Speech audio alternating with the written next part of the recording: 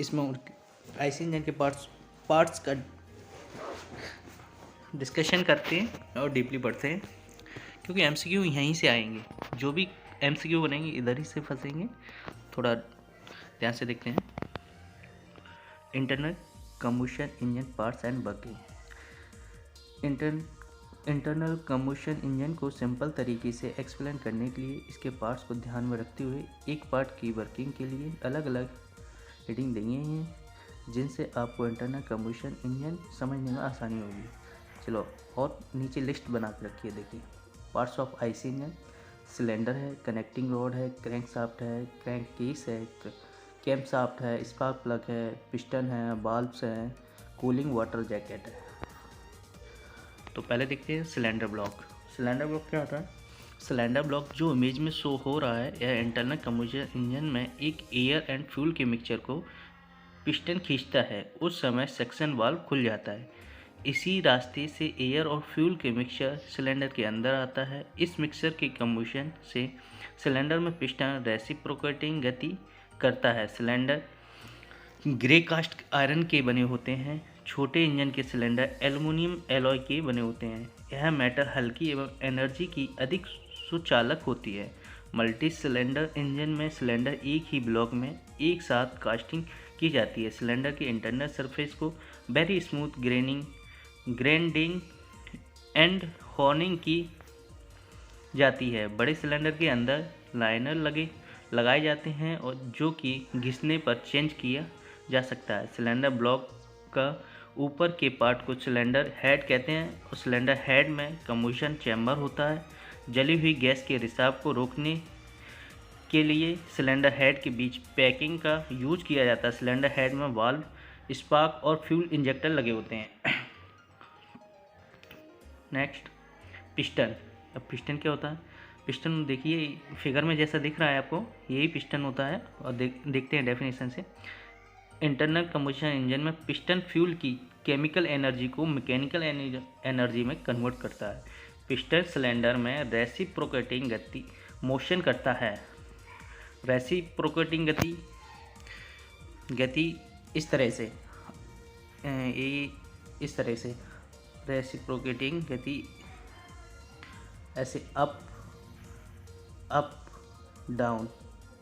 Down, ये reciprocating गति करता है बार बार। अप डाउन, ये रेसिप्रोकेटिंग गति होता है, मोशन करता है। फिर पिस्टन कास्ट आयरन और एल्युमिनियम एलॉय के बने होते हैं। पिस्टन के ऊपरी भाग को हेड कहते हैं। पिस्टन की परिधि के ऊपरी भाग पर रिंग ग्रूव कटे होते हैं। जो ग्रूव के बीच की दूरी को लैंड होता है। लास्ट ग्रूव्स से नीचे भाग पिस्टन स्कर्ट कहते हैं। पिस्टन पिन को रोकने के लिए स्कर्ट के दोनों तरफ अंदर की ओर बॉस बने होते हैं।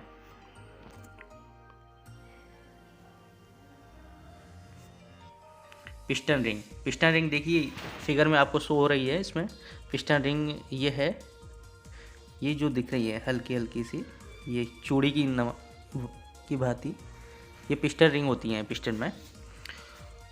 ये दिख रही हैं, ये देखते हैं पिस्टन रिंग की परिधि पर ग्रूव में पिस्टन रिंग लगी होती है। रिंग कास्ट आयरन एलॉय की बनी होती है। पिस्टन रिंग रेक्टेंगुलर काट की चूड़ी की तरह गोल होती है, बीच से कटी होती है। रिंग को आउटर व्यास पिस्टन के व्यास से अधिक होता है। पिस्टन सिलेंडर में फिट होने के बाद रिंग की परिधि सिलेंडर की दीवार से सटी होती है। जब पिस्टन मोशन करता है तो रिंग ही घिसती है। पिस्टन में दो प्रकार की रिंग लगी होती हैं, कंप्रेशन रिंग और oil control ring. Compression ring high pressure की गैस को क्रैंक केस में नहीं जाने देती है। ऑयल कंट्रोल रिंग सिलेंडर की दीवार से अतिरिक्त ऑयल को हटाती है। देखिए जो पिस्टन रिंग है इनका काम समझिए क्या है। दो रिंगें होती हैं और पहली जो होती है वो किस लिए होती है? जो oil control ring compressor ring है, हाई प्रेशर और गैस को क्रैंक केस से जाने से रोकती है। पहली रिंग का तो ये काम है और दूसरी का क्या है कि जो ऑयल कंट्रोल रिंग सिलेंडर है दीवार में जो अतिरिक्त ऑयल होती है उन्हें हटा देती है। ये दोनों का काम रहता है, इसलिए पिस्टन रिंग लगी होती है और गैस को बाहर नहीं निकलने देती है। नेक्स्ट देखते हैं connecting rod internal combustion engine में कनेक्टिंग रॉड क्रैंकशाफ्ट और पिस्टन को जोड़ती है और हॉट गैसों के एक्सपेंशन से पिस्टन से मिली पावर को क्रैंकशाफ्ट तक ट्रांसफ़र करती है। कनेक्टिंग रॉड का एक छोटा सिरा जो गजस्ट पिन से पिस्टन को जोड़ते हैं तथा कनेक्टिंग रॉड का बड़ा सिरा क्रैंक पिन से जुड़ा होता है। कनेक्टिंग रॉड का यूज टन की रेसिप्रोकेटिंग मोशन को क्रैंकशाफ्ट को ट्रांसमिट करता है, जिससे क्रैंकशाफ्ट रोटेट हो जाती है या निकल स्टील का बना होता है। अब क्रैंकशाफ्ट, अब देखिए इस फिगर में देखिए क्रैंकशाफ्ट कहाँ पे है। ये ऊपर जो दिख रही है ये आपकी क्रैंकशाफ्ट है। ये क्रैंकशाफ्ट हो गई आपकी, और ये कैमशाफ्ट हो गई, ये टाइमिंग बेल्ट हो गई, और ये तो आपके पिस्टन है ही, और ये ऊपर दो लगे हुए हैं, ये वाल्व है, इनलेट वाल्व, आउटलेट वाल्व। और ये मोशन हो गया, जो रेसिप्रोकेटिंग मोशन होता है, जब वाल्व अप डाउन होंगे तो ये ऐसे डाउन और अप, दोनों पिस्टन ऐसे अप डाउन ऐसे मोशन करेंगे। ओके, अब देखिए जब मोशन करेंगे तो जो पावर मिलेगी वो हमारी क्रैंकशाफ्ट से मोशन मिलेगी, जो चेन से कनेक्टेड होती है। चलो देखते हैं। इंटरनल कम्बशन इंजन में क्रैंकशाफ्ट का यूज हम पिस्टन की रेसिप्रोकेटिंग गति को क्रैंकशाफ्ट की रोटरी गति में क्रैंकशाफ्ट तथा कनेक्टिंग रॉड के द्वारा चेंज किया जाता है।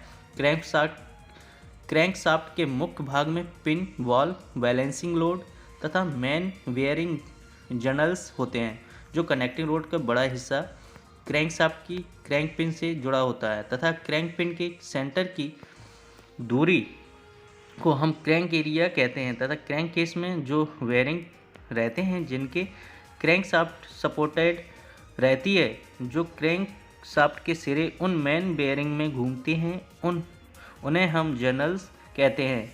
जब बेयरिंग की संख्या अधिक होती है तो क्रैंकशाफ्ट अच्छी तरह से चलती है, जिससे वाइब्रेशन कम होता है तथा क्रैंकशाफ्ट के आगे वाले हिस्से में हैंड लीवर के लिए बड़ा नट, फैन, बेल्ट, पुली तथा वाइब्रेशन डैम्पर लगे होते हैं एंड पिछले हिस्से पर फ्लाईव्हील लगा होता है।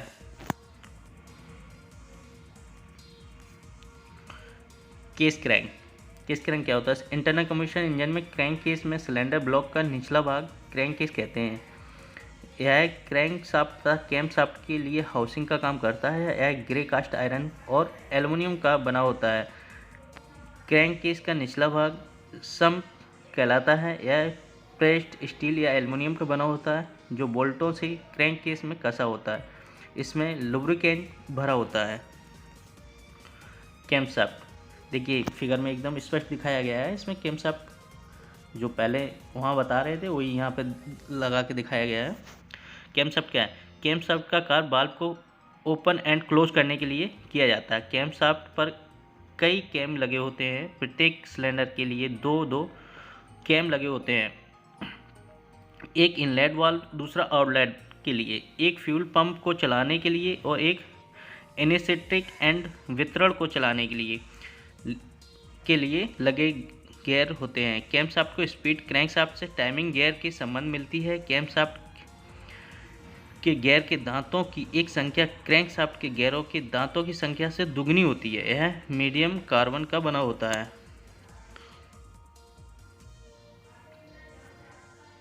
स्पार्क प्लग, देखिए स्पार्क प्लग का इंटरनल कम्बशन इंजन में स्पार्क प्लग एक इम्पोर्टेंट पार्ट होता है, क्योंकि जब इंजन में फ्यूल और एयर का मिक्सचर कम्बशन चैम्बर में आता है तो वह मिक्सचर कंप्रेस्ड होता है। जब पिस्टन ऊपर आ जाता है तो उसके बाद स्पार्क प्लग स्पार्क करता है। जो पिस्टन नीचे चला जाता है तो स्पार्क प्लग एक इलेक्ट्रिक डिवाइस होती है जो 1200 डिग्री सेंटीग्रेड से 1800 डिग्री सेंटीग्रेड वोल्ट का करंट जनरेट करता है, जिससे स्पार्किंग होती है, जिससे कम्बशन चैम्बर का फ्यूल जल जाता है। ओके, अब देखिए बाल्ब क्या है। बाल्ब देखिए बताए थे हमने अभी, वही फिगर फिर से लगाए हुए हैं यहाँ पे बाल्ब। ये दो जो दिख रहे हैं पिस्टन के जस्ट ऊपर, ये बाल्ब होते हैं। ये जो दिख रहे हैं ये दो इसमें लगे, दो इसमें लगे, दो इसमें, यानी 8 बाल्ब लगे हुए हैं। ठीक है, वाल्व एक ऐसी डिवाइस है जो किसी किसी पथ खोलता है और बंद करता है। इसका यूज इंटरनल कम्बशन इंजन में 4 स्टॉक इंजन में प्रत्येक सिलेंडर पर 2 वाल्व लगे होते हैं, inlet valve, outlet valve. Inlet valve से एयर और फ्यूल का मिक्सचर सिलेंडर में आता है तथा आउटलेट वाल्व से हॉट गैस सिलेंडर से बाहर निकलती है। वाल्व की सरफेस तथा वाल्व सेटिंग 30 डिग्री से 45 डिग्री एंगल पर टेपर लगा होता है। इनलेट वाल्व निकल क्रोम स्टील तथा आउटलेट वाल्व सिलिक्रोम स्टील का बना होता है। देखिए एक इसमें शब्द यूज़ किया गया है टेपर। टेपर का मतलब क्या होता है? देखिए टेपर उसे कहते हैं जो हल्का सा तिरछा हो, इस तरह से ये टेपर हो गया। टेपर जैसे ये सरफेस है कोई, और कहेंगे ये टेपर है। टेपर मतलब कट थोड़ा सा, ठीक है। Next, cooling jacket. Cooling jacket क्या होती है? इंटरनल कम्बशन इंजन में सिलेंडर के अंदर फ्यूल को कम्बशन में इतनी अधिक मात्रा हीट जनरेट होती है कि पार्ट का टेम्परेचर बहुत अधिक हो जाता है। इस अधिक टेम्परेचर की वजह से इंटरनल कम्बशन इंजन के पार्ट्स में खराबी तथा सिलेंडर में दरार पड़ सकती है। सिलेंडर में कम्बशन का टेम्परेचर 1600 डिग्री से लेकर 2800 डिग्री सेंटीग्रेड हो जाता है। इंजन की कूलिंग नहीं किया तो इंजन खराब हो जाएगा। यह सिलेंडर और ब्लॉक के बीच खाली भाग होता है जिसमें पानी भरा होता है। आप इमेज में देखें, जो इन दोनों के बीच में जगह है इसे वाटर जैकेट कहते हैं। वाटर जैकेट इसे कहते हैं, ये जो यहाँ साइड से है ना स्पेस, ये वाटर जैकेट होती है। इनलेट से फ्लो किया जाता है और सिलेंडर को ठंडा करता है। यह पानी गर्म हो जाता है, फिर आउटलेट से पानी रेडिएटर में जाकर फिर से ठंडा होता है और यही प्रोसेस चलती रहती है। ओके, वीडियो अच्छी लगी शेयर करें, लाइक करें एंड सब्सक्राइब करें। और भी वीडियो आती रहेंगी। अभी आईसी इंजन चल रहा है टॉपिक, अभी एमसीक्यू भी आएंगे इसके। ओके, थैंक यू, जय हिंद।